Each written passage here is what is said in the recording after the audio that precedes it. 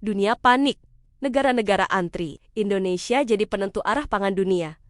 Klaim yang sangat kuat dan jujur. Membanggakan. Tapi, di channel Boleh Tahu, kami punya satu pertanyaan sederhana. Sebenarnya datanya bilang apa? Ini bukan lagi soal bangga, tapi soal fakta. Mari kita bedah bersama. Untuk memahami ledakan ini, kita harus lihat konteks globalnya.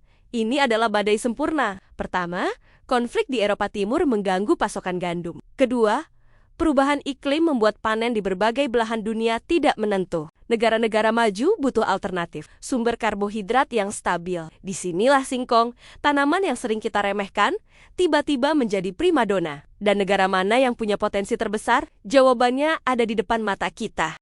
Baik, mari kita masuk ke data intinya. Berdasarkan data publik dari Badan Pusat Statistik, lihat ini. Nilai ekspor produk singkong Indonesia, termasuk tapioka dan turunannya, melesat dari $893 juta di 2019 menjadi $1,34 miliar di ke-2023.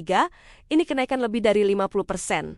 Angka ini nyata. Lalu, siapa pembelinya? Memang, Tiongkok adalah pasar raksasa kita. Tapi bagian yang menarik ada di sini. Permintaan dari Uni Eropa, terutama Belanda sebagai hubnya, tumbuh signifikan. Begitu juga Malaysia, yang kini ikut mengimpor. Ini bukan karena mereka suka singkong goreng. Ini adalah langkah strategis industri. Mereka butuh bahan baku untuk pakan ternak, bioplastik, dan yang terpenting, industri makanan bebas gluten. Pasar gluten-free adalah raksasa.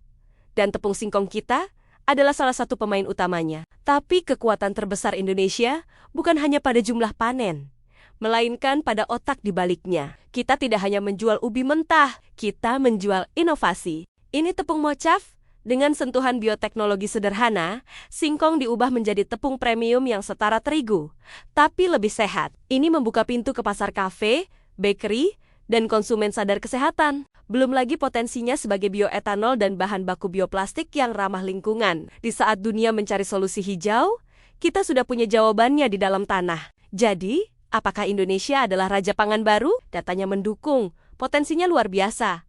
Tapi, sebuah investigasi tidak akan lengkap tanpa melihat sisi lainnya. Realitanya, rantai pasok kita masih perlu dibenahi. Kesejahteraan petani masih sering tergerus oleh tengkulak. Dan kita tidak sendirian, Thailand dan Vietnam adalah pesaing berat. Peluang ini nyata, tapi sangat rapuh jika tidak dikelola dengan benar. Kesimpulannya, klaim itu bukan omong kosong. Ada fakta kuat di baliknya. Singkong Indonesia memang sedang menjadi pusat perhatian dunia. Tapi ini bukanlah akhir cerita, melainkan awal dari sebuah babak baru yang penuh tantangan. Sekarang, kami ingin tahu dari Anda. Para penonton cerdas boleh tahu. Setelah melihat data ini, apa satu langkah prioritas yang harus dilakukan Indonesia agar kejayaan singkong ini tidak menjadi sensasi sesaat? Apakah infrastruktur, riset, atau kebijakan harga? Tulis analisis Anda di kolom komentar. Mari kita ciptakan diskusi yang berkualitas. Terima kasih sudah mencari tahu bersama kami. Sampai jumpa di pembongkaran fakta berikutnya.